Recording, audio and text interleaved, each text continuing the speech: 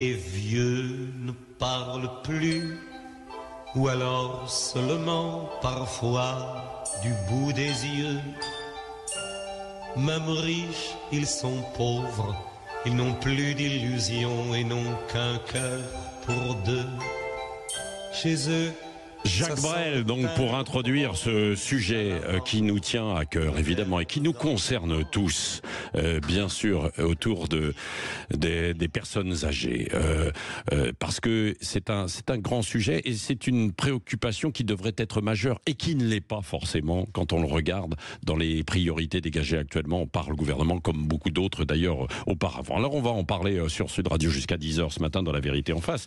Véronique Besse est mon invitée. Bonjour. Bonjour. Vous êtes député d'hiver droite de Vendée et vous êtes surtout en charge en fait et passionné par ces questions évidemment des personnes âgées du grand âge, hein, comme l'on dit. Donc on va voir ça avec vous parce que vous avez fait un petit tour de France récemment aussi de la situation et des personnes âgées. Et puis Daphna Mouchnik aussi qui est avec nous. Bonjour.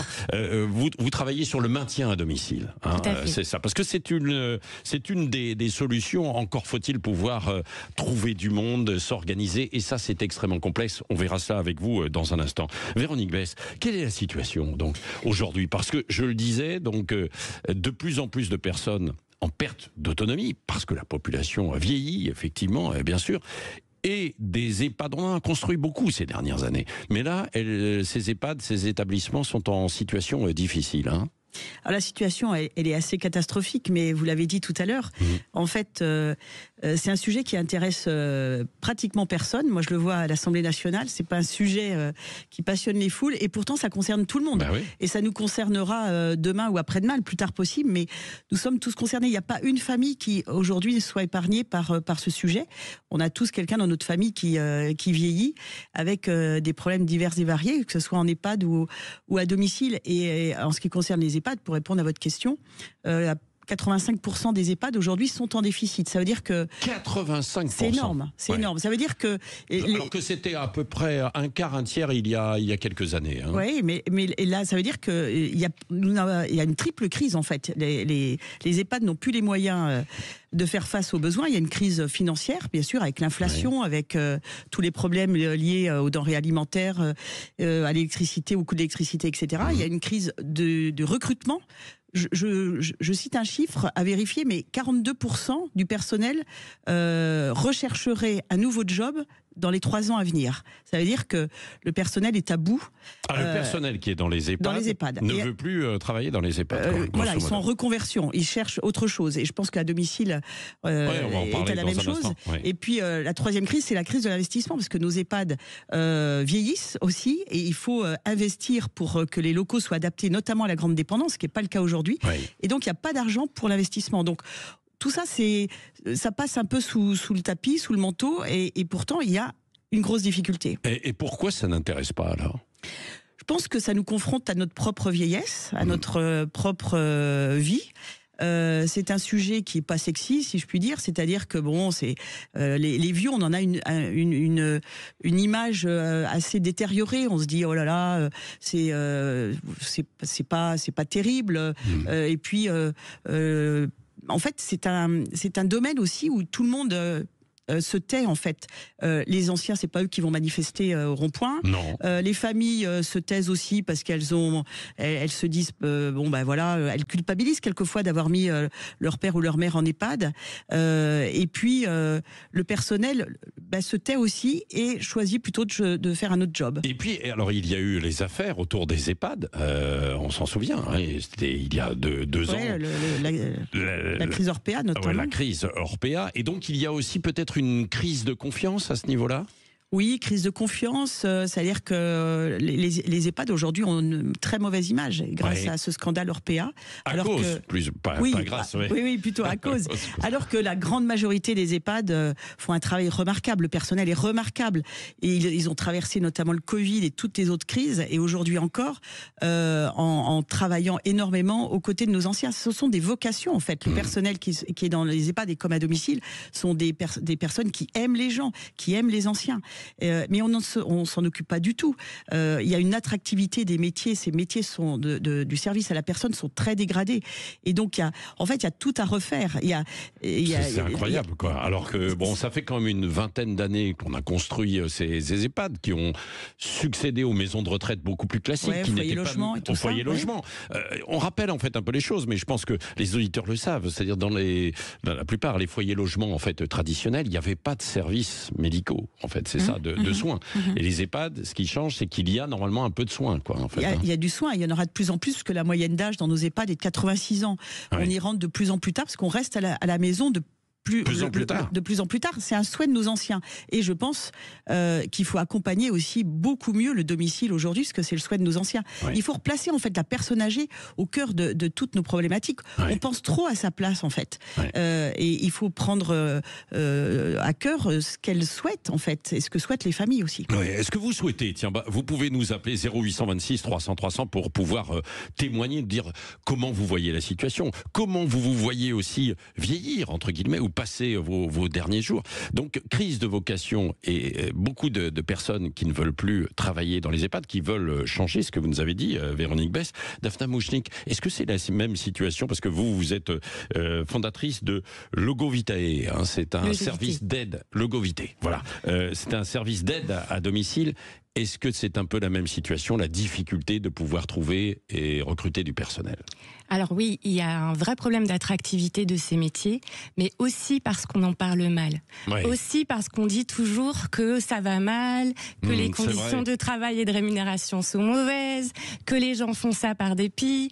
En réalité, bien sûr qu'il y a des problèmes, bien sûr qu'il faut les régler, mais les gens, les professionnels qui s'engagent dans ces métiers le font avec cœur, le font avec détermination, le font parce qu'ils aiment les gens, le font avec intelligence et dans certains services, dans beaucoup de services d'aide à domicile, on a quand même su développer des solutions pour que ce soit moins la catastrophe que ce qu'on dit ce matin.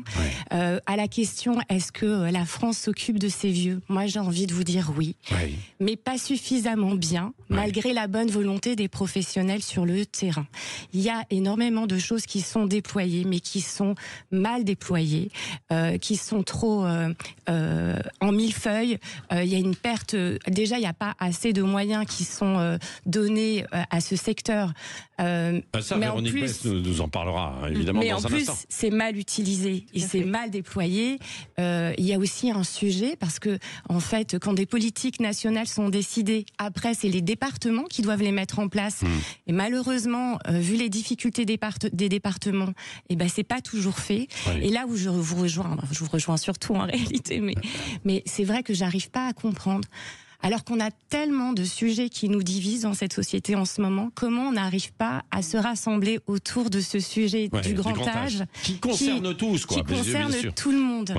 Alors, et c'est vrai qu'il y a eu une évolution, on va voir ça dans un instant, mais il y a eu une évolution au fil des années, parce que avant, il faut bien dire qu'on a gagné beaucoup en durée de vie, en fait, aujourd'hui, et on va mieux, on se porte mieux. Aujourd'hui, vous avez des personnes qui sont dans un état de santé extrêmement florissant, encore à 85, 90 ans, quoi, bien sûr. Et puis, on n'a jamais eu autant de centenaires. Mais non, mais c'est vrai, autant de centenaires. Bon, mais quand même, on maintient évidemment en vie, et parfois c'est un petit peu difficile, et on ne peut pas être autonome chez soi. Alors, il y a ces solutions de maintien à domicile. Quand on peut le maintenir, c'est formidable, bien sûr. Mais les logements, tout n'est pas forcément adapté. Puis, il faut pouvoir avoir des services et des gens qui passent à domicile. Et puis, il y a les établissements qui accueillent ces personnes âgées. On va voir ça avec vous, Véronique Besse. On va s'interroger justement sur les solutions, ce qu'il faudrait mettre en œuvre ensemble, et j'aimerais bien vous entendre. Si vous voulez témoigner, 0826 300 300. Est-ce que vous êtes concerné? Est-ce que vous avez eu des situations plutôt positives, ou alors d'autres où vous vous êtes dit non, je n'irai plus emmener ma mère, mon père, évidemment, dans cet établissement parce qu'il a été trop maltraité aussi? Vous pouvez nous appeler 0826 300 300 sur Sud Radio, la vérité en face, jusqu'à 10h. 9h-10h, Sud Radio, la vérité en face, Patrick Roger. La vérité en face, et on s'intéresse à nos anciens. Comment faire pour s'en occuper? Plus de 18 millions de personnes ont 60 ans ou plus en France aujourd'hui. Il y a 2,5 millions à peu près de personnes en perte d'autonomie. Alors perte d'autonomie ne veut pas dire être complètement justement grabataire, avoir des difficultés, etc. de se déplacer. Il y en a qui peuvent encore se déplacer, faire leurs courses un petit peu ou rester chez eux. Donc on en parle avec Daphna Mouchnik qui s'occupe justement d'aide à domicile, et puis avec Véronique Besse aussi, députée de Vendée et qui est spécialiste en fait du grand âge. On le disait, on attend une loi, ça ne vient pas. Je ne sais pas si on en aura une. Il y a eu un petit peu de moyens quand même qui ont été dégagés ces dernières années, mais la situation est extrêmement difficile dans les EHPAD. Sur les solutions, Véronique Besse, qu'est-ce qu'il faudrait faire et pourquoi ça ne va pas d'ailleurs dans les EHPAD? En fait, je pense que le constat, c'est soit aujourd'hui on est au bout du bout, donc soit on continue à voir le vieillissement comme une catastrophe naturelle, soit on l'accompagne. Je pense qu'il faut mieux l'accompagner. Il faut mieux voir ça comme une chance. Voilà, en fait, on fait tout pour allonger la vie. Et à côté de ça, on n'accompagne pas nos anciens. Donc il y a une espèce de paradoxe qui est un peu compliqué à comprendre. Pour les EHPAD, il faut déjà alléger ou repenser vraiment le fonctionnement des EHPAD et alléger le travail notamment de ceux qui dirigent les EHPAD. Aujourd'hui, il y a des aberrations, puisque les deux tutelles, donc le département et l'ARS, l'Agence régionale de santé, demandent des tableaux de bord. Enfin, c'est toujours le problème de la simplification administrative qui n'est pas au rendez-vous. C'est-à-dire qu'on demande toujours des choses de l'administratif en plus. Et le directeur ou la directrice, elle passe son temps à remplir des papiers au lieu d'être auprès des personnes âgées, auprès de l'équipe. Il y a des aberrations. Je suis vice-présidente de l'UNCAS, de l'Union nationale des CCAS de France, chargée des anciens. Et les CCAS, les centres communaux d'action sociale, nous font remonter des choses assez aberrantes. Par exemple, deux petits exemples, pour les ascenseurs. C'est un vrai marché. C'est-à-dire qu'il faut surveiller les ascenseurs, ce qui est normal pour que nos anciens puissent monter dans les étages, etc. Mais on sait aussi que l'obligation, c'est d'avoir 2 personnes, toujours en continu dans les EHPAD, 2 personnels pour s'occuper des ascenseurs. Mais en plus, on demande un tableau de bord pour vérifier si les ascenseurs, donc c'est de la paperasse en plus. Deuxième exemple, à partir du 1er janvier prochain, il va falloir faire un tableau de bord sur l'air ambiant dans les EHPAD. C'est-à-dire prendre de temps en temps des mesures pour savoir si l'air est bon, etc. C'est aberrant. Vous voyez, en fait, ça bouffe la vie de celles et ceux qui travaillent dans les EHPAD et qui, eux, veulent s'occuper. Qui n'ont pas le temps de s'occuper de ces personnes. Exactement. Quoi, donc, vous voyez, on est dans une aberration. Il faut tout repenser. Il faut repenser aussi l'architecture de nos EHPAD qui n'est plus adaptée aux personnes âgées. C'est-à-dire qu'on rend les gens dépendants. Quelqu'un, un petit papy qui va rentrer dans un EHPAD assez valide, avec sa canne, il ne va pas aller assez vite pour aller de sa chambre à la salle à manger, par exemple. Au réfectoire. Alors, au réfectoire, le personnel à qui je rends vraiment hommage parce que il est remarquable, mais pour plus de facilité et pour gagner du temps, eh bien, au lieu de l'accompagner bras dessus, on va le mettre dans un fauteuil roulant pour que ça aille plus vite. C'est pareil, le petit papy qui va aller aux toilettes, ça prend du temps, eh bien, on va lui mettre une couche au lieu de l'accompagner aux toilettes. Voilà. Et encore, je ne jette pas la... progressivement, on va le rendre plus dépendant. Et en 15 jours, on est dépendant. Vous rentrez valide, et j'ai des exemples très concrets.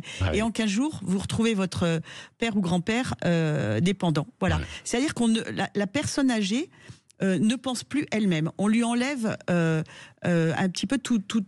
Mais alors, Véronique Besse, quand vous dites qu'il faut repenser l'aménagement de ces EHPAD, comment? Alors bon, il y a sur le temps de travail, on a compris. Simplifier. Le temps de travail, c'est exactement la même chose comme dans les hôpitaux, chez les médecins ou alors dans les écoles. On dit mais on est bouffé par la paperasse, pardon pour l'expression, mais c'est exactement ça. Et on n'a pas le temps de s'occuper véritablement de ce que l'on devrait faire, quoi. Et l'aménagement, qu'est-ce qu'on pourrait faire alors pour l'aménagement des EHPAD? Parce qu'il y a déjà eu beaucoup d'argent investi quand même dans les EHPAD. Mais alors je pense qu'aujourd'hui nos EHPAD sont dans la grande majorité pas du tout adaptés au grand âge. Il faut les repenser architecturalement, mais ça demande aussi des financements. Il faut repenser l'intérieur des EHPAD, mais les EHPAD n'ont pas les moyens, je le disais tout à l'heure, d'investir aujourd'hui pour repenser l'architecture intérieure des maisons. Donc là, c'est un vrai souci. Et ça, c'est un vrai souci. C'est de l'argent plutôt... Alors, il y a l'argent public qui vient, mais les EHPAD, beaucoup sont privés. Oui, il y a beaucoup d'argent privé, enfin beaucoup d'EHPAD privés et d'EHPAD privés aussi lucratives. C'est les EHPAD, les fameux EHPAD qui coûtent très cher et avec un retour sur investissement qui n'est pas toujours bien compris. Et pourtant, c'est très cher parce que ça va aller grosso modo de 2 500 € par mois à 5 000 8 000 dans les plus beaux, le plus luxueux, dans certains beaux quartiers. Quoi. Mais la moyenne, c'est quoi? C'est 3 000 € par mois à peu près? De 2 800 € par mois. C'est ce qui est énorme. Alors, il faut pouvoir financer, quoi. Et voilà. Alors, qui paye? Eh bien, la personne âgée, la succession, souvent, enfin les enfants, petits-enfants. On revend et puis on paye. Et puis il y a quelquefois l'aide sociale qui peut venir en aide quand les personnes ont des toutes petites retraites.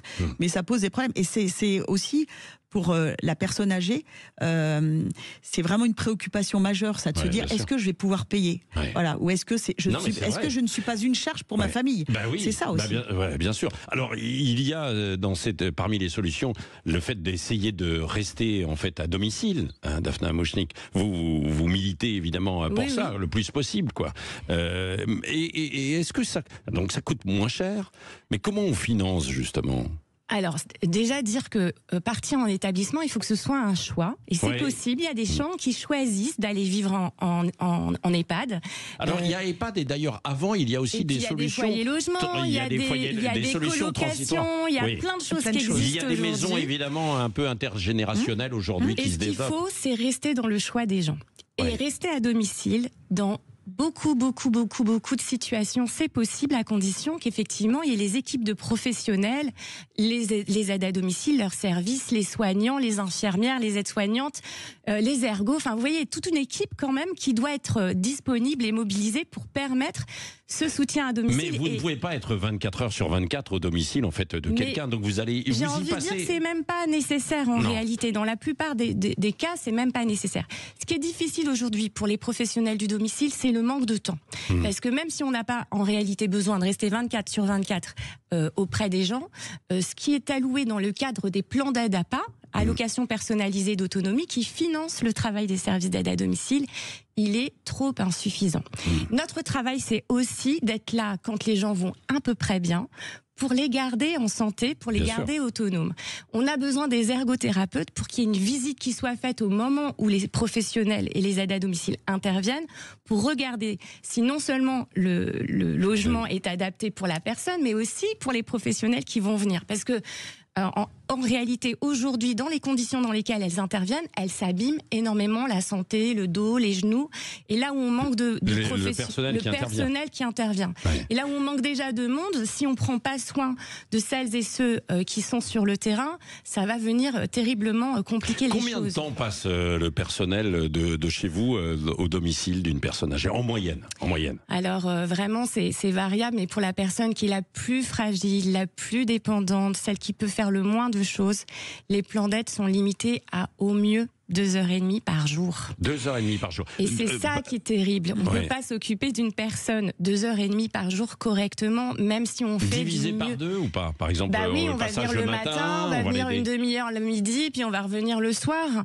Et c'est ça qui est terrible. Et derrière, ça entraîne aussi des conditions de travail très délétères pour l'auxiliaire de vie qui, au lieu de rester chez 2-3 personnes, si elle avait le temps suffisant, va s'occuper de 7-8 personnes dans la journée. 7-8 personnes dans la journée, c'est pas possible. Multiplié par 2, vous avez dit 2 heures. Non, parce qu'il y a des gens chez qui on va qu'une heure. Oui, bien sûr. Donc une demi-heure. Il y a des plans d'aide, alors heureusement pas sur mon département, qui sont au quart d'heure. Donc il faut imaginer tout ça. Donc ça doit être repensé différemment. Il faut accorder du temps. Et aussi, quand on parle de notre secteur, on s'imagine que ça va coûter énormément d'argent et que dans le contexte que nous traversons, c'est pas possible. Alors, moi, je veux rappeler que ça fait surtout économiser de l'argent. Parce que si on ne fait pas ce travail de prévention, en termes de santé publique, c'est une catastrophe pour les gens, pour leurs proches, pour les aidants, pour les professionnels, on l'a dit.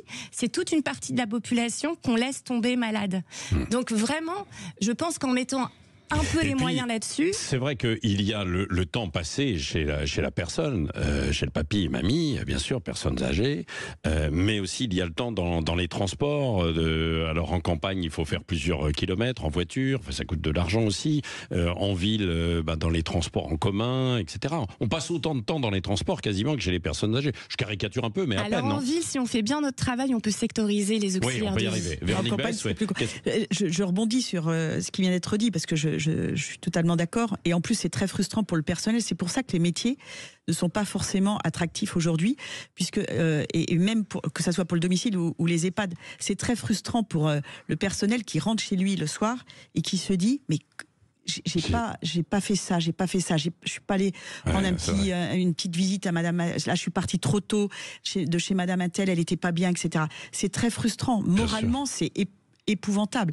c'est épuisant. Et puis je voudrais aussi parler des aidants parce qu'on n'en parle jamais, c'est-à-dire du conjoint ou du membre de la famille qui est à côté de la personne âgée et qui aussi s'use moralement et physiquement souvent. Et là, il faut aussi qu'on pense aux aidants et qu'on leur permette de souffler. Alors il y a des choses qui existent, mais il faut aller aussi beaucoup plus loin pour permettre aux aidants d'avoir de temps en temps une soirée à lui ou une journée. Il y a des indemnités pour les aidants en fait, aujourd'hui qui ont été mises en place. C'est un bon début. Il ne faut pas qu'on les oublie. Bien sûr, parce qu'il y a beaucoup de personnes qui lâchent leur boulot. Et pour se dire je vais rester chez moi pour m'occuper de ma mère, pour m'occuper de mon père, pour éviter qu'il aille en maison de retraite ou dans des EHPAD, parce que parfois il y a mauvaise réputation, ce que vous avez dit Véronique Besse, en disant s'il va en EHPAD c'est la fin, alors que non, pas forcément, bien sûr, même si en général quand on va dans les EHPAD c'est qu'on ne peut plus trop bouger, on devient de plus en plus dépendant, qu'on a des difficultés. J'aimerais vous entendre 0826 300 300 sur Sud Radio, La Vérité en face, sur le grand âge, on se dit tout. Vous pouvez témoigner et puis interroger, poser des questions. Tiens, nos deux invités, Véronique Besse et Daphna Moschnik. 9h-10h, Sud Radio, La Vérité en face, Patrick Roger.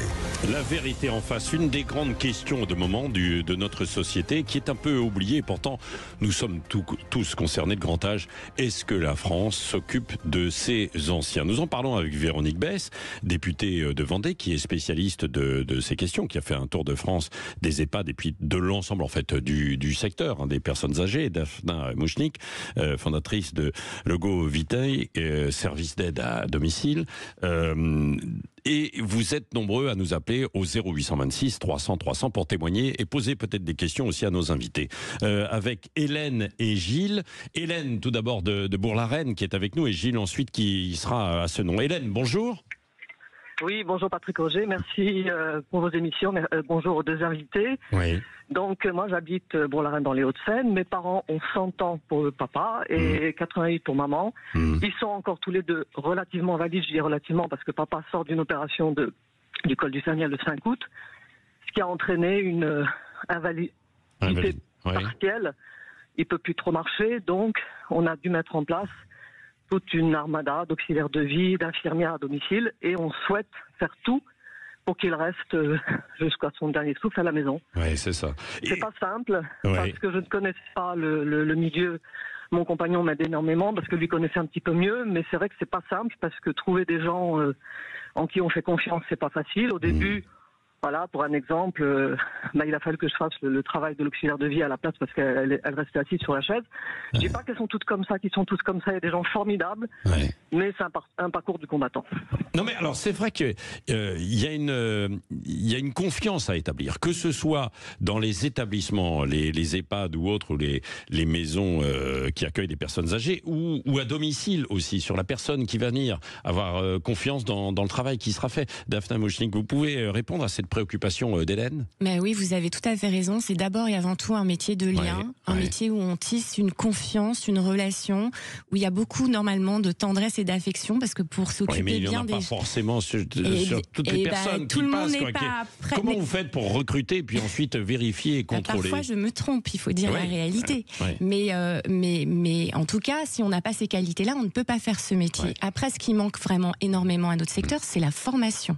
On a trop peu de gens qualifiés, formés. Du coup, des services comme le mien embauchent des gens sans qualification, parce que sinon il n'y aurait personne pour accompagner les gens, et on ne peut pas se satisfaire de cette situation. Il faut absolument, c'est ce qu'on fait dans la plupart des services, une fois qu'on a recruté quelqu'un qui a des qualités mais qui n'a pas de diplôme et de qualification, on le forme et on le fait évoluer professionnellement. La question après, c'est est-ce qu'on est suffisamment bien payé? Est-ce qu'on paye suffisamment? Mais alors qu'est-ce que ça veut dire aussi bien payé, quoi, Véronique Besse, sur ce secteur? Je pense qu'aujourd'hui, il y a eu une revalorisation des salaires avec le Ségur. Alors je dis pas que c'est le top, mais je pense qu'il y a eu quand même prise en compte d'un certain nombre d'efforts faits par le personnel à domicile ou en EHPAD, mais je pense que c'est l'attractivité des métiers. Vous avez raison de dire que il faut redonner aux jeunes l'envie de s'occuper des plus fragiles, en fait, et peut-être inciter les jeunes. Ça donne du sens à son travail, quoi. Exactement. Il y a beaucoup de jeunes aujourd'hui qui recherchent des métiers avec du sens, et c'est l'occasion de leur dire, formez-vous dans ces métiers, peut-être aller faire des stages en EHPAD ou auprès des services à domicile pour avoir votre propre jugement sur ces métiers qui sont des métiers superbes, magnifiques. Superbes, mais qui sont, faut le dire aussi, c'est pas évident. Ça peut être pas évident, difficile. mais vous donnez beaucoup, mais vous recevez beaucoup. Gilles veut témoigner aussi parce que je crois qu'il travaille dans des EHPAD. Gilles, bonjour. Bonjour à tous. Nous avons une petite entreprise avec ma femme qui distribue du matériel pour pratiquer des activités physiques dans les EHPAD pour les personnes âgées, avec un concept innovant et qui permet aussi surtout de prévenir des chutes.